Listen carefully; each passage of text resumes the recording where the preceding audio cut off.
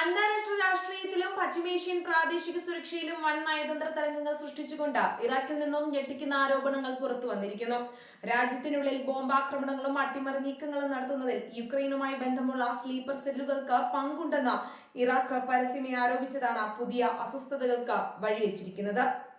Iraqi ദേശീയ സുരക്ഷാ ഉപദേഷ്ടാവ് ഖാസിം അൽ അബൂദി പ്രമുഖ മാധ്യമത്തിന് നൽകിയ അഭിമുഖത്തിലാണ് ഈ ഗുരുതരമായ വെളിപ്പെടുത്തൽ നടത്തിയത്. രാജ്യവ്യാപകമായി ഇറാഖി രഹസ്യാന്വേഷണ വിഭാഗം നടത്തിയ പ്രത്യേക മിന്നൽ പരിശോധനകളിൽ യുക്രൈൻ രഹസ്യാന്വേഷണ ഏജൻസികളുമായി സമ്പർക്കമുള്ള നിരവധി സംഘങ്ങളെ കണ്ടെത്തി തകർത്തതായി അദ്ദേഹം അവകാശപ്പെട്ടു.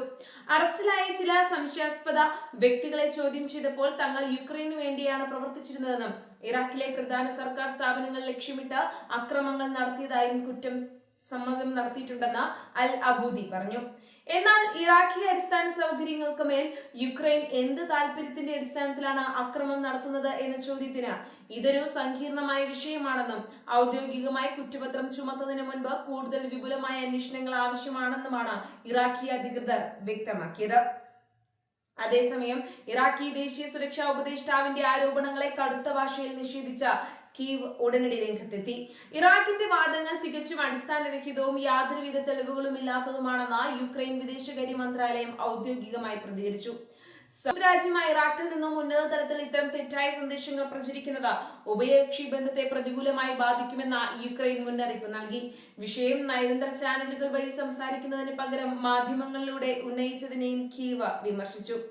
പശ്ചിമേഷ്യൻ രാജ്യങ്ങളുമായി യുക്രൈനുള്ള നല്ല ബന്ധം തകർക്കാൻ ലക്ഷ്യമിട്ട് റഷ്യ നടത്തുന്ന വ്യാജ പ്രചാരണങ്ങളുടെയും വിവരയുദ്ധത്തിന്റെയും ഭാഗമാണ് ഇത്തരം ആരോപണങ്ങളെന്ന് യുക്രൈൻ ആരോപിച്ചു. ഇറാഖ് ഭരണകൂടം റഷ്യൻ അജണ്ടകളിൽ വീണുപോകരുതെന്നും അവർ അഭ്യർത്ഥിച്ചു. മറുഭാഗത്ത് ഇറാഖിന്റെ ആരോപണങ്ങളെ പൂർണ്ണമായും പിന്തുണച്ച റഷ്യ രംഗത്തെത്തി.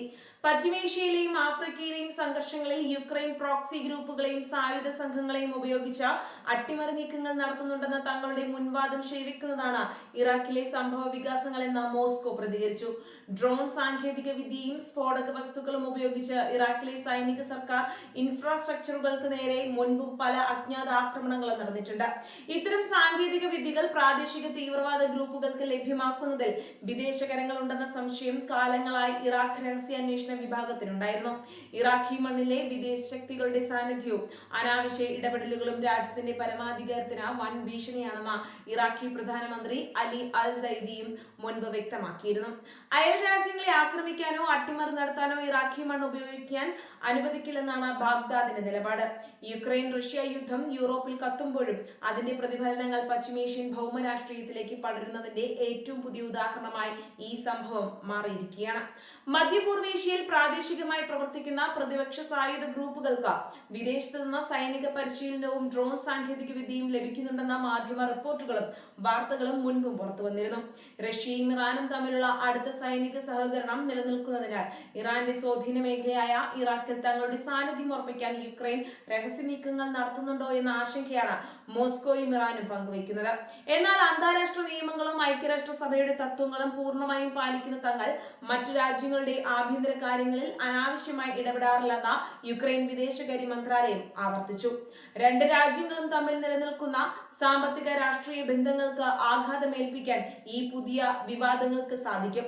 തടങ്കലിൽ കഴിയുന്നവരുടെ വിവരങ്ങളോ തെളിവുകളോ അന്താരാഷ്ട്ര സമൂഹത്തിന് മുന്നിൽ ഇറാഖ് പുറത്തുവിടുമോ എന്നാണ് ഏവരും നോക്കുന്നത്. ഇറാഖിന്റെ കണ്ടെത്തലുകളിൽ അന്വേഷണം പൂർത്തിയാകുന്നതുവരെ വരും ദിവസങ്ങളിൽ ബാഗ്ദാദും കീവും തമ്മിൽ നയതന്ത്ര യുദ്ധം കടുക്കാനാണ് സാധ്യത. മേഖലയിലെ സുരക്ഷാ ആശങ്കകൾ വർദ്ധിച്ചു വരുന്ന ഈ സാഹചര്യത്തിൽ ഇറാഖ് ഭരണകൂടം തങ്ങളുടെ അതിർത്തികളിലും തന്ത്രപ്രധാന കേന്ദ്രങ്ങളിലും സുരക്ഷാ പരിശോധനകൾ ഇരട്ടിയാക്കിയിട്ടുണ്ട്. അനാവശ്യ ആരോപണങ്ങളുടെ ആഗോളതലത്തിൽ യുക്രൈന്റെ പ്രതിച്ഛായ തകർക്കാനുള്ള ശ്രമങ്ങളിൽ നിന്നും ഇറാഖ് പിന്മാറണമെന്ന് കീവ് വീണ്ടും അഭ്യർത്ഥിച്ചു. പശ്ചിമേഷ്യയിലെ ശക്തി സമവാക്യങ്ങളെയും ബാഗ്ദാദ്, കീവ്, മോസ്കോ തുടങ്ങിയ നയതന്ത്ര തലസ്ഥാനങ്ങളിലെ ഭാവി നിലപാടുകളെയും ഈ കേസിന്റെ അന്തിമ അന്വേഷണ റിപ്പോർട്ട് നിർണായകമായി സ്വാധീനിക്കും.